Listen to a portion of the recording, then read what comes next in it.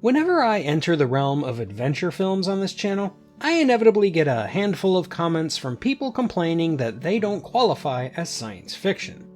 Therefore, let me make it clear why I consider films like King Kong, Journey to the Center of the Earth, and Creature from the Black Lagoon to be sci-fi. They are all about nature, and naturalism is the fundamental philosophical underpinning of empirical science.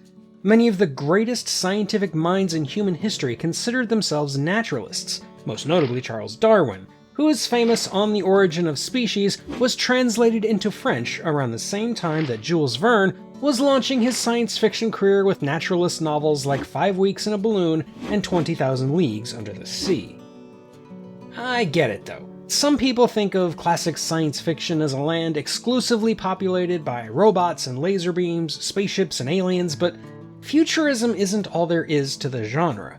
I of course love that kind of stuff, but it's important to remember that science fiction can be as much about the mysteries of the here and now as it can be about wild speculations of our future in outer space.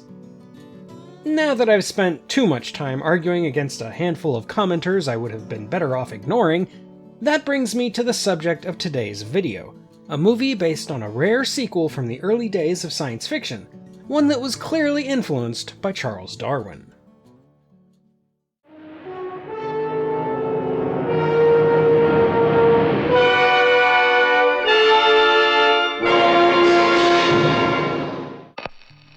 In the midst of the American Civil War, 4 Union-aligned men make a daring escape from a Confederate prison, and with the unwilling help of a Confederate soldier, they launch into the skies in an enormous balloon. The balloon sails above the clouds for several days before coming down in the middle of the Pacific Ocean, just within reach of a strange, uncharted landmass. There they discover gargantuan creatures, a pair of shipwreck survivors, and the remains of a pirate camp. And when the pirates return, all seems lost until they are rescued by their enigmatic benefactor, Captain Nemo, who has been hiding within the watery caves below with his infamous submarine, the Nautilus. Though the submersible vessel no longer functions, Nemo has a plan to raise the sunken pirate ship and take the survivors home. Along with technology he claims will end the need for warfare around the globe, though a volcano's imminent eruption gives him precious little time to act. With Nemo's help, can they make it out alive, or will they be the latest victims of the mysterious island? In 1875, Jules Verne published The Mysterious Island. I'm not even going to try to pronounce the French title. And it served as a sequel to both 20,000 Leagues Under the Sea and In Search of the Castaways, though nitpickers will note there is a pretty big problem with the chronology of events between the 3 works. Due to its popularity, it was adapted to the screen several times, including as a 1929 American film, a 1941 Soviet film, and a 1951 serial. On the heels of Walt Disney's success with 20,000 Leagues Under the Sea, Columbia Pictures was set to produce another adaptation of The Mysterious Island, with James Mason in talks to reprise his role as Captain Nemo. This adaptation got pretty far into pre-production, with location scouting done in Mexico, before it fell into development hell. A few years later, the producer Charles Schneer, who had already made several popular films for Columbia, including Hellcats of the Navy, 20 Million Miles to Earth, and The Seventh Voyage of Sinbad, signed a 9-picture deal with Columbia that included Mysterious Island. After moving his production offices to London in 1960, Schneer eventually began working on the adaptation, with the help of his longtime collaborator Ray Harryhausen, who had done the stop-motion animation for It Came From Beneath the Sea, Earth vs. the Flying Saucers, 20 Million Miles to Earth, The 3 Worlds of Gulliver, and of course, The Seventh Voyage of Sinbad. Schneer then hired the blacklisted director Cy Enfield, who had moved to the United Kingdom after directing The Underworld Story and The Sound of Fury. With a script in hand by John Preble, Daniel Ullman, and Crane Wilbur, they began looking for an almost entirely British cast.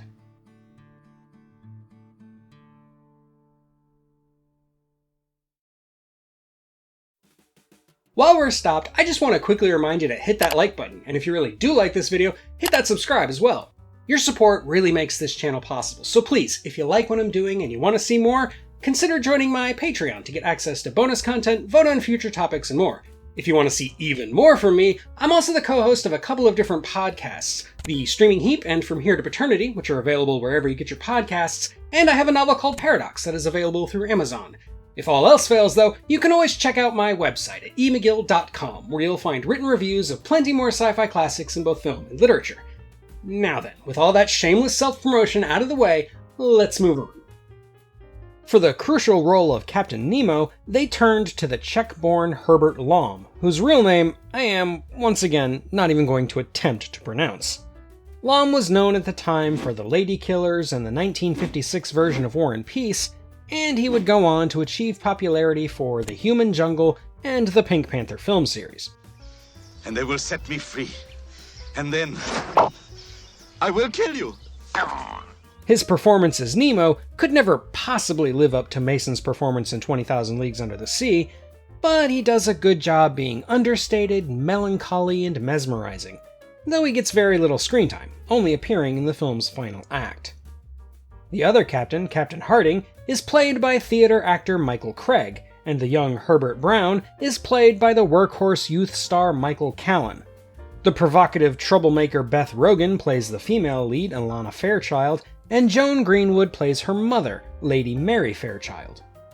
The war correspondent Gideon is played by All About Eve's Gary Merrill, former husband of Bette Davis, Neb is played by Dan Jackson, and English actor Percy Herbert was cast as the Confederate Sergeant Pencroft. Herbert was initially rejected for his British accent, but after watching the film Suddenly Last Summer multiple times, he practiced a southern accent that, while not exactly convincing, eventually landed him the part.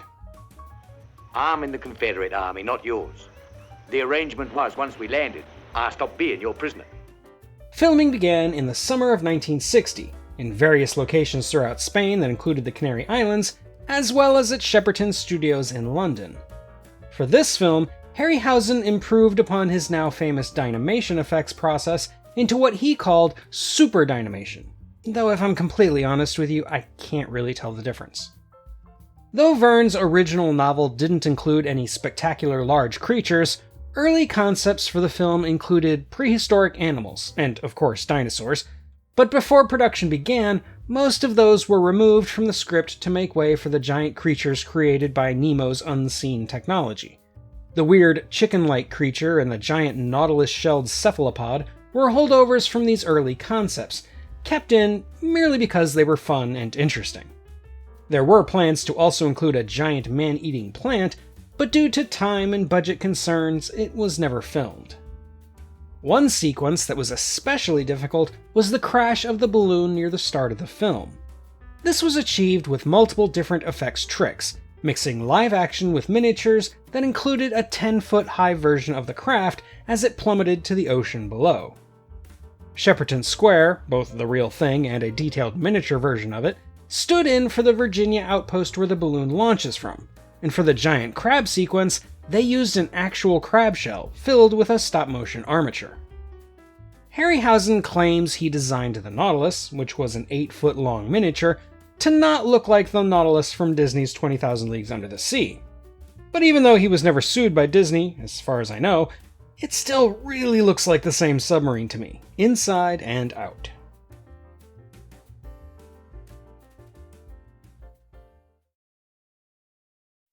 Mysterious Island released in December of 1961, to good reviews and over $5 million in theater rentals, which was an enormous success against its modest budget.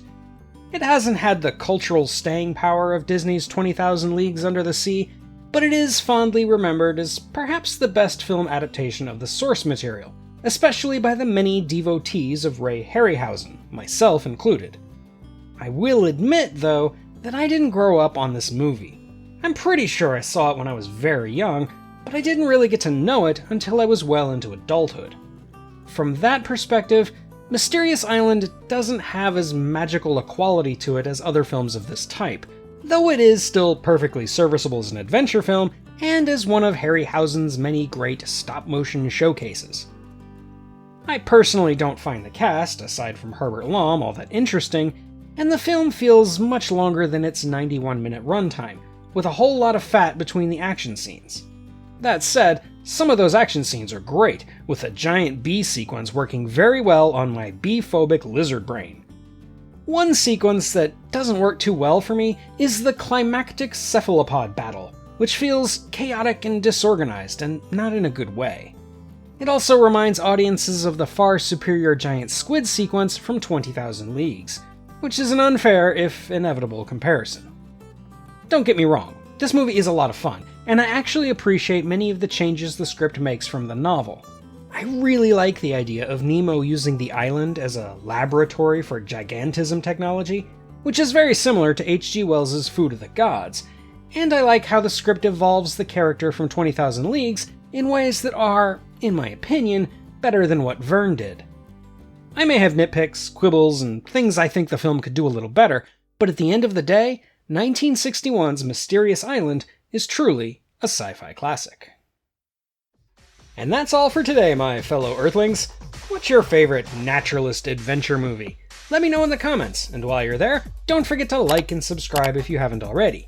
Thank you for watching, and until next time, when we'll be all out of bubblegum, this is the Unapologetic Geek, telling you to never be ashamed of what you love, as long as you're not hurting anybody.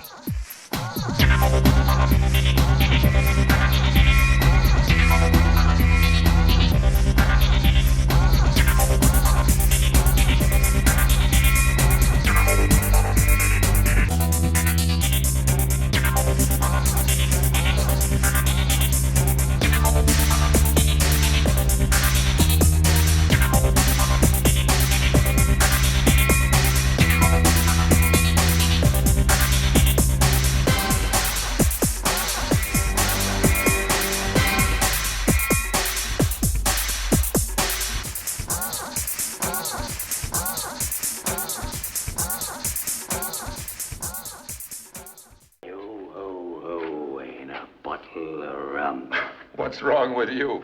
Up, Johnny Roger!